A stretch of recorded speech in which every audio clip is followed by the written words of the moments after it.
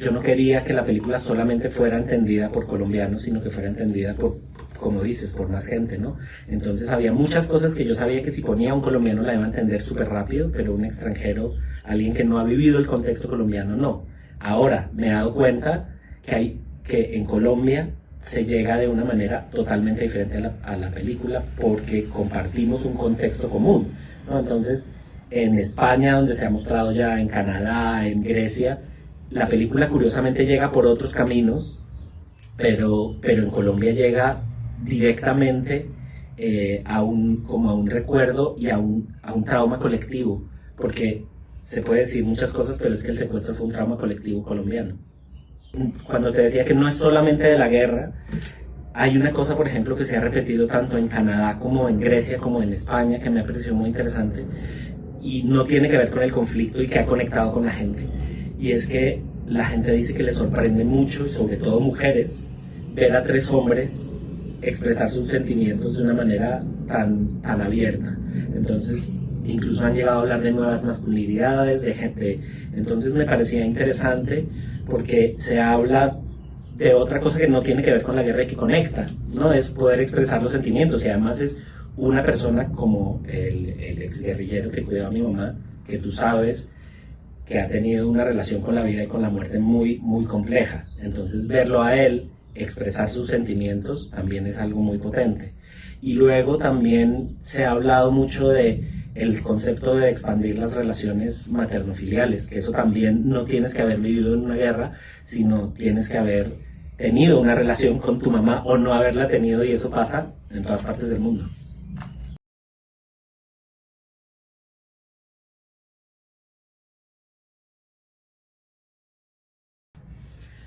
Yo no sé si el diálogo y el perdón, yo creo que hay más cosas. O sea, yo creo que hay una cosa que es, por lo menos para mí, es como excavar la verdad hasta sus últimas consecuencias, porque si uno no conoce eh, lo que le ha pasado, seguramente las heridas que tiene no las puede resolver. Pero para mí hay algo que fue clave, y fue volver al origen del dolor para poder resignificarlo, para poder transformarlo.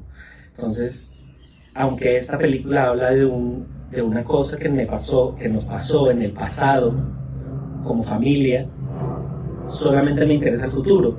Y con esto quiero decir es que a mí lo que me interesa es lo que esto puede generar y cambiar. Yo hablo de un tema del pasado, sí, pero a mí lo que me interesa, realmente me doy cuenta, es qué hacer con ese pasado hacia adelante.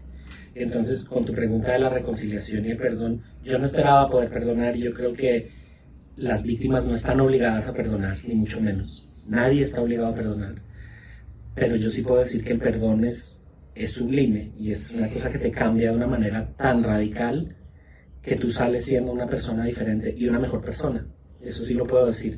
Pero eso no significa que la gente esté obligada a perdonar.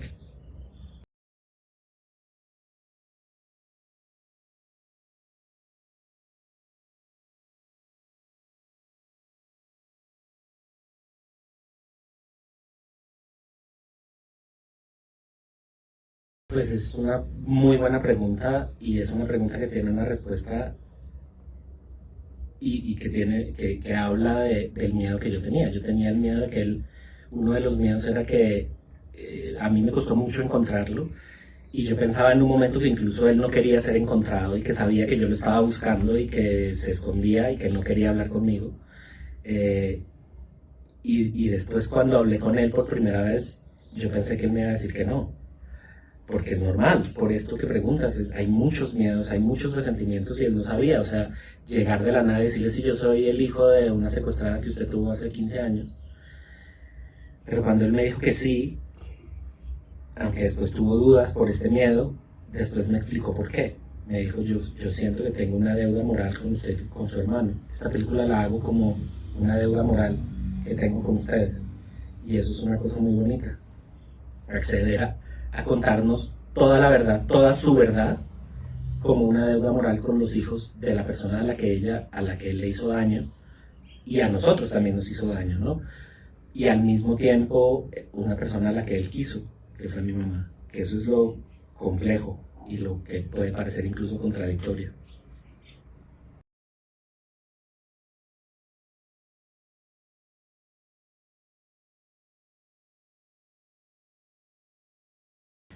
Pues es muy complejo y es algo que no puedo decir que no me atormente constantemente. Ahora, dada la exposición que él tiene, hemos intentado controlar al máximo la exposición de él, sobre todo su lugar de vivienda, su contexto familiar, su modo de vida actual, porque el peligro es real. El peligro es real y constante y no se va a acabar simplemente porque hagamos esta película.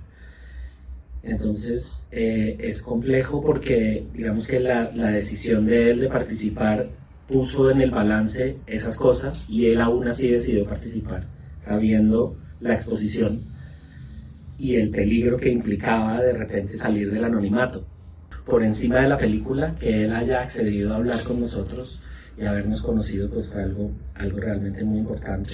Y yo le agradezco mucho, incluso le agradezco constantemente esta exposición, ¿no? Y este peligro, porque él también ahora, con el tiempo, ve que es más importante haber hablado de esto que pasó, porque para él ha sido también sanador, no solamente para nosotros.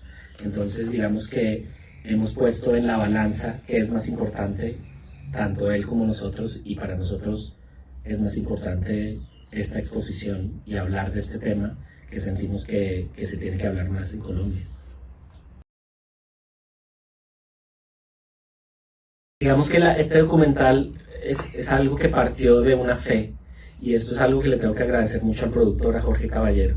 Cuando yo le dije, yo quiero hacer esta película y quiero buscar al guerrillero, pero no tengo ni puta idea si lo voy a encontrar, perdón, no tengo ni idea si lo voy a encontrar.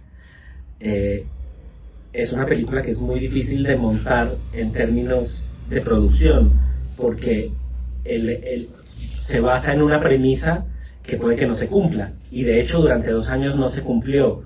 Yo estuve a punto de cambiar la estructura de la película para hablar sobre una película sobre el fracaso de la paz, y esto lo estaba pensando por la mañana el día que encontré a Guerima, después de 1 año y medio, casi 2 años de haberlo empezado a buscar.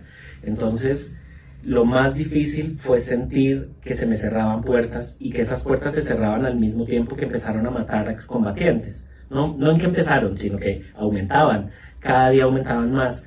Y yo me reunía con un montón de gente que me prometía cosas, que me decía, sí, yo le doy el contacto, y yo llegaba a un contacto y eran caminos sin salida, y caminos sin salida, y caminos sin salida, que empezaron a generarme una frustración muy importante y a hacerme creer que también tal vez tenía que hacer una película diferente a la que terminé haciendo. Fue 1 año y medio, casi 2, yo estaba muy desesperado y muy triste hasta el día que de repente apareció y todo volvió a cambiar y a encontrarse. Entonces fue una película que se basó como en la fe, tanto en términos de producción para conseguir dinero, porque teníamos que, cuando conseguíamos los fondos internacionales y los fondos nacionales, prometíamos algo, vamos a buscar y vamos a encontrar a este hombre, ¿no?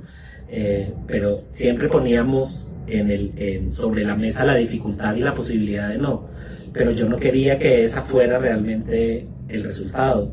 Yo sentía que si que la película, yo me iba a sentir fracasado personalmente si no lo encontraba, y sentía que la película igual iba a transmitir ese fracaso, tanto personal como en términos del fracaso de la paz, que hay veces se podría pensar por cómo se está pudriendo todo en los últimos 5 años, que parece que está fracasando. Yo creo que no, yo sigo teniendo esperanza, pero lo más difícil fue sentir esa frustración y no encontrarlo por ningún lado, hasta que al final tuve la enorme suerte, acompañada de muchísimo trabajo, de encontrar a Guerima.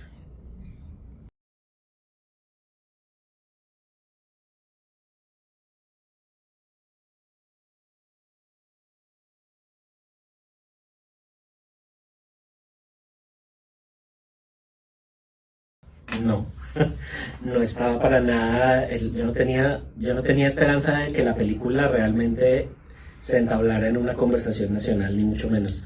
Si hablas con mi productor, con Jorge Caballero, él diría lo contrario, ¿no? Él sí quería que la película estuviera planteada desde otro lado. Yo tenía una necesidad emocional de hacer la película personal, y la hice. Y a lo largo de que la fui haciendo, me fui dando cuenta que tal vez la película podría estar enmarcada y podría hablar de una cosa diferente que solamente mi propia experiencia. Aunque creo que habla de solo mi propia experiencia, después me di cuenta que es una experiencia que comparto con muchos colombianos. Y por eso antes en algún momento te decía que es que el secuestro, como muchas otras cosas en Colombia, muchos otros actos de la guerra, son un trauma colectivo, que incluso aunque no hayas vivido el secuestro directamente, a principios de los 2000 y a finales de los 90, todos los colombianos había como una sensación de que el secuestro estaba en todas partes, y eso me he dado cuenta que afectó a muchísima gente. Entonces, yo no esperaba esto, pero ahora que veo con el final de la película y empezar a mostrarla, y justo mencionaste lo de la aguja y lo de las balas, a mí hay una cosa que me gusta muchísimo ahí, y eso sí me genera una esperanza y me parece que puede hablar de algo hacia el futuro. Ellos tuvieron la capacidad, tanto mi mamá como Werima, de transformar el objeto de muerte por excelencia, que es una bala, en un objeto de vida, que es creador.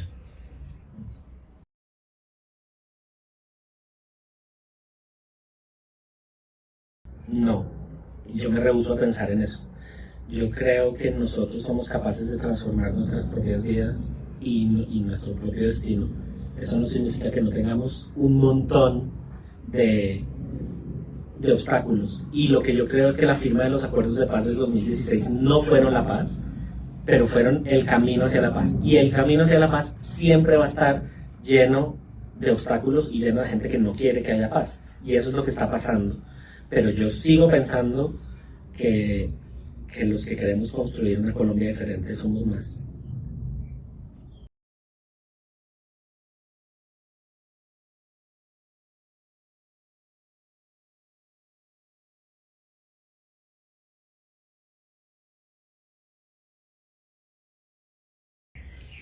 A mí me gusta pensar mucho en la película La Paz de Tomás Pinzón Lucena, porque es una película que desde una forma totalmente diferente aborda algo muy interesante. Él hace una película coral de un grupo de guerrilleros, todavía guerrilleros, antes del plebiscito, que están a la espera de poder ver hacia dónde van esos acuerdos. Y creo que es complementario porque realmente es ver la sensación desde el otro lado. Ellos, digamos que no se personalizan en el sentido de que no habla de sus vidas por fuera ni sus motivos por haber entrado a la guerrilla, pero sí empieza a darnos a conocer una un mundo que siempre nos ha sido demonizado. A mí hay una cosa que me pasa en la película y que he hablado y he escuchado y que a mí me interesaba, y era humanizar al victimario, porque yo crecí, por lo menos en el sector sociocultural colombiano en el que yo crecí, nos habían demonizado al guerrillero. Siempre era el bandido narcoterrorista, casi que le faltaban cachos y olor a azufre. Y cuando yo empiezo a conocer a Werima, lo empiezo a humanizar, y siento que él también me empieza a humanizar a mí. Y yo creo que lo que hace la película de Tomás Pinzón, es humanizar desde una manera, como digo, formalmente muy diferente, porque no hay intervención del director, en el sentido de como en mi película hay voz en off, incluso estoy delante de cámara. Él está siempre detrás de cámara y en silencio, observando. Entonces yo creo que como complemento es una película muy potente.